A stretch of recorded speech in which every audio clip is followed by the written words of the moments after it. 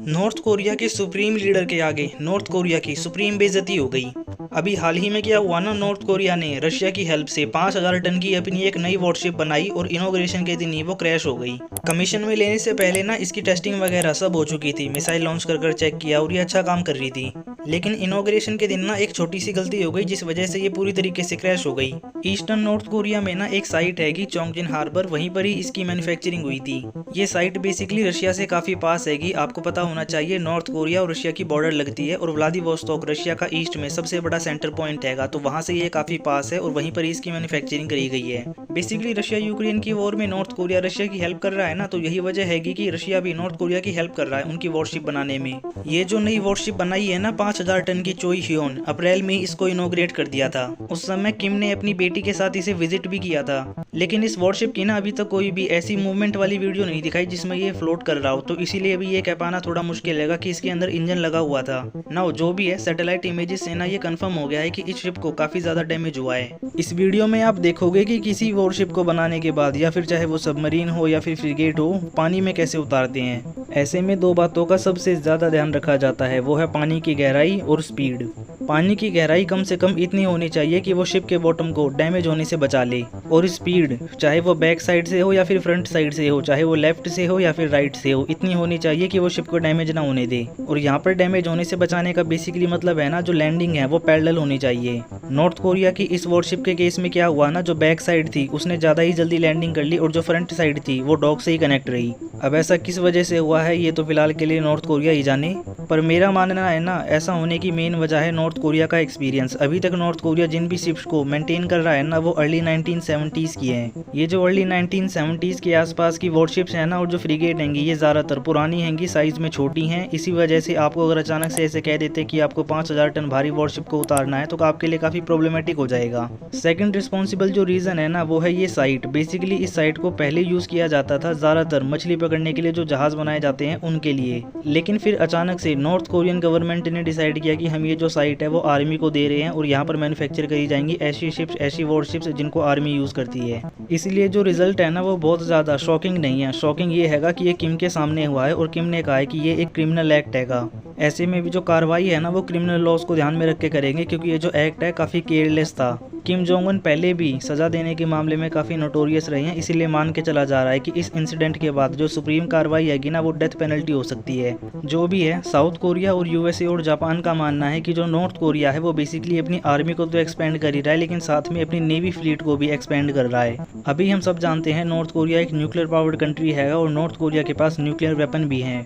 क्योंकि north Korea अभी तक अपना कोई खास बड़ा स्ट्रेटेजिक बॉम्बर नहीं बना पाया है ना, यही वजह है कि नॉर्थ कोरिया अपनी नेवी फ्लीट को एक्सपेंड कर रहा है, ताकि कल को बैलिस्टिक मिसाइल की जो रीच है ना न्यूक्लियर पावर के साथ, वो हमारे लिए बनी रही। क्योंकि लंबे समय से नॉर्थ कोरिया का ये मानना है ना कि साउथ कोरिया ने पैसे के दम पे जापान की तरह यूएसए की न्यूक्लियर अम्ब्रेला वाली सिक्योरिटी ली हुई है और ऐसे हाईटेक वेपन ले रखे हैं ना कि एक बार को शायद से अगर कल को वॉर हो जाती है तो नॉर्थ कोरिया को काफी डैमेज होगा। और सेम यही डैमेज होने का डर साउथ कोरिया को भी रहेगा तब जब नॉर्थ कोरिया के पास एक ऐसी फ्लीट होगी जो बैलिस्टिक मिसाइल को कैरी करती है, वो भी न्यूक्लियर पावर के साथ, जिसमें न्यूक्लियर वॉरहेड भी लगे हुए हैं। ऐसे में यूएसए को भी डर लगा रहेगा और जो वॉर है उसका खतरा टल जाएगा। क्योंकि पीस और डिफेंस की सबसे अच्छी पॉलिसी है अटैकिंग मोड में रहना। नॉर्थ कोरिया के लिए ये वॉरशिप का क्रैश होना इतना ज्यादा मायने रखता है ना, इसकी ग्रेविटी आप अभी नहीं समझ पाओगे। नॉर्थ कोरिया ने अपनी आर्मी जो भेजी हुई है ना रशिया के लिए यूक्रेन में लड़ने के लिए, उसने अब वापस आना शुरू कर दिया है। बहुत से सोल्जर्स हैं जो घायल हो रहे हैं और north Korean leader Kim Jong Un ने पहले ही कहा है कि हम आने वाले समय में प्योंगयांग में इनके लिए एक डेडिकेटेड स्मारक बनाएंगे। ऐसे में एक बात रह जाएगी कि नॉर्थ कोरिया ने अपनी आर्मी भेजी, उसके बदले में उसे टैंक मिला, उसने एक वॉरशिप बनाई और वो वॉरशिप डैमेज हो गई। जो सोल्जर्स हमने भेजे थे वो भी मारे गए, अब उनकी लाशें घर आ रही हैं। जो पकड़े जा रहे हैं नॉर्थ कोरिया के आर्मी के सोल्जर्स, उनकी यूक्रेन के सोल्जर्स वीडियो बना रहे हैं, इंटरनेट पे अवेलेबल कर रहे हैं, जिसमें कोई रो रहा है, कोई ये बता रहा है कि असल में नॉर्थ कोरिया में कितने खराब हालात हैं, वो लड़ने नहीं आना चाहता था लेकिन उसको भेजा गया है। और इस सब के बदले में नॉर्थ कोरिया को जो मिल रहा है ना, वो है एयर डिफेंस सिस्टम। एक बार को न्यूज आई थी कि ये जो वॉरशिप बनाई है ना, इसके ऊपर रशिया का एयर डिफेंस सिस्टम लगा हुआ है। अभी किसी भी रिपोर्ट को कंफर्म नहीं कर सकते और ना ही किसी को डिनाई कर सकते हैं, लेकिन अगर एक बार को ऐसा है तो यकीन मानिए नॉर्थ कोरिया के लिए ये सबसे अच्छा है, क्योंकि रशियन एयर डिफेंस सिस्टम दुनिया भर में फेमस है। अभी इंडिया पाकिस्तान के केस में भी हमने जो यूज़ किया था ना, वो S-400 है, हैगा और वो एयर डिफेंस मिसाइल सिस्टम हैगा जो हमने रशिया से खरीदा था। ऐसे में नॉर्थ कोरिया के लिए ना ये एक बड़ा ब्रेक थ्रू हैगा टेक के मामले में, क्योंकि उन्होंने अपने कुछ सोल्जरी लड़ने के लिए बाहर भेजे और बदले में उन्हें एक अच्छा टेक मिल गया। एक बार को चाइना की तरह नॉर्थ कोरिया रिवर्स इंजीनियरिंग तो नहीं कर पाएगा, लेकिन फिर भी उसके लिए ये एक बड़ी अचीवमेंट है। ऐसे में नॉर्थ कोरिया आने वाले समय में भी अपनी आर्मी रशिया भेजता रहेगा ताकि उसे ऐसी एडवांस टेक्नोलॉजी मिलती रहे, और दोनों ही देशों की ये जो कोऑपरेशन है ना ये आने वाले समय में भी ऐसे ही बनी रहेगी। अभी हाल फिलहाल में नॉर्थ कोरिया में किम जोंग उन ने कहा है कि हमें आर्मामेंट की प्रोडक्शन बढ़ानी होगी क्योंकि मुझे इसकी सप्लाई करनी है रशिया को। किम ने पहले भी रशिया को काफी कुछ सप्लाई किया है, जिसका डेटा मैं आपके सामने स्क्रीन पे प्रेजेंट कर रहा हूँ। भले ही एक बार को नॉर्थ कोरिया की ये जो वॉरशिप है डैमेज हो गई हो, लेकिन साउथ को प्रॉपर मैसेज दिया है। अभी हाल फिलहाल में काफी सारी मिसाइल साउथ की तरफ दागी हैं। ऐसा नॉर्थ कोरिया खुद को ताकतवर दिखाने के लिए कर रहा है, क्योंकि रशिया यूक्रेन की वॉर में ना एक बार को फ्रंट साइड में जाने की वजह से नॉर्थ कोरियन सोल्जर्स का नुकसान बहुत ज़्यादा हुआ है। क्योंकि आपकी आर्मी चाहे कितनी ही पावरफुल हो, मेन बात आती है जब आप वॉर फील्ड में हो तब आपके पास एक्सपीरियंस कितना है, आप ड्रोन फुटेज इसको कैसे देखते हो, आपके पास ट्रेन की कितनी नॉलेज है, कम्युनिकेशन कैसे है आपका।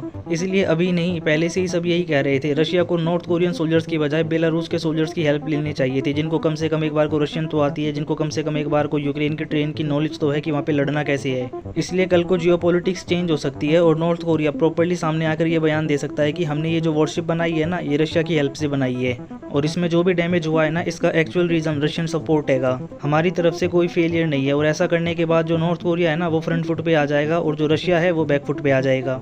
ऐसे में भरपाई करने के लिए एक बार को नॉर्थ कोरिया कन्वेंशनल वेपन्स की एक और खेप भेज देगा रशिया के पास, और बदले में ओपनली डिमांड करेगा कि आप हमारे एयर डिफेंस सिस्टम को डेवलप करो या फिर हमें उससे रिलेटेड कोई भी टेक्नोलॉजी दो।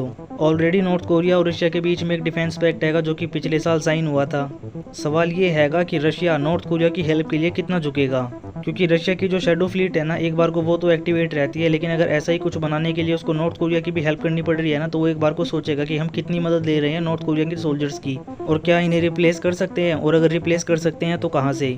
ऐसा बिल्कुल भी नहीं है कि दोनों ही देशों के बीच में जो रिश्ते हैं वो खराब हो जाएंगे। अभी हाल फिलहाल में ही किम जोंग उन ने रशियन एम्बेसी को विजिट किया था और ये दिन बहुत खास था, 9 मई। इस दिन ही वर्ल्ड वॉर में नाजी जर्मनी को सोवियत यूनियन ने हराया था, और यूक्रेन के खिलाफ क्योंकि रशिया का सपोर्ट अभी नॉर्थ कोरिया कर रहा है, इसीलिए जो टोन है ना नाजी मामले में वो भी बिल्कुल सेम है। इवन अभी दोनों ही देशों ने हाल फिलहाल में अपना एक कॉन्ट्रैक्ट साइन किया है और एक आपसी रोड लिंक बनाने का फैसला किया है। इससे पहले नॉर्थ कोरिया और रशिया के बीच में एक ही ब्रिज था जिसे फ्रेंडशिप ब्रिज बोलते थे। ये किम के दादा के समय सोवियत यूनियन के समय बना था। एक बार को किम भले ही ट्रेन से ट्रैवल करते हैं, लेकिन ये जो रोड लिंक बनेगा ना ये दोनों ही देशों के बीच में बहुत क्रूशियल है, क्योंकि इसी के थ्रू आर्मामेंट की सप्लाई की जाएगी, सोल्जर्स की सप्लाई की जाएगी।